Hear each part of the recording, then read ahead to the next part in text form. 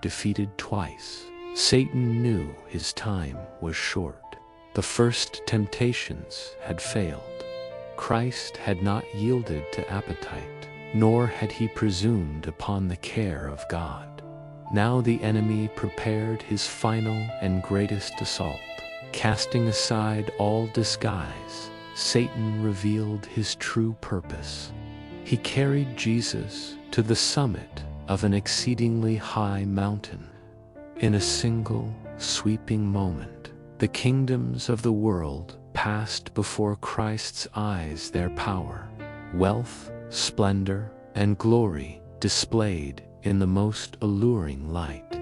Thrones, cities, armies, and crowns glittered before him. Then Satan spoke not as a messenger, but as one claiming dominion. Satan said, "All this authority and glory are mine. They have been delivered to me, and I give them to whom I choose. Bow to me, and they shall all be yours." This temptation struck deeper than the others.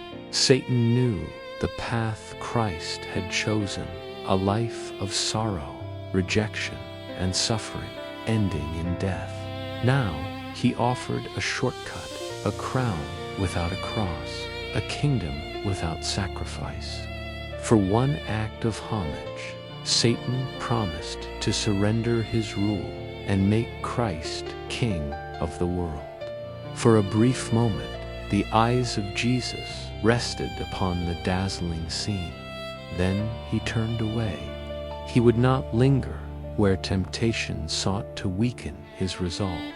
To even dally with such a proposal would endanger his mission. At Satan's demand for worship, Christ's divine authority was revealed.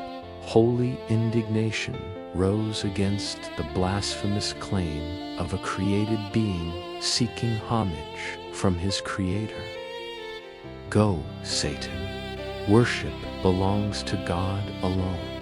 With those words, the conflict reached its climax. Satan's claim to ownership of the world, his arrogance, his rebellion, his lies were exposed and condemned. He was no rightful ruler, only a usurper whose reign was temporary. Satan now knew he was fully known. Every deception had failed. The Son of God had recognized him from the beginning as the fallen rebel cast out of heaven. And now, by divine command, Satan was compelled to obey. Silenced, repulsed, dismissed, he withdrew, powerless before the authority of Christ.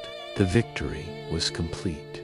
Where Adam had fallen, Christ stood firm. He chose suffering over compromise, obedience over ease, the will of his Father over the glory of the world.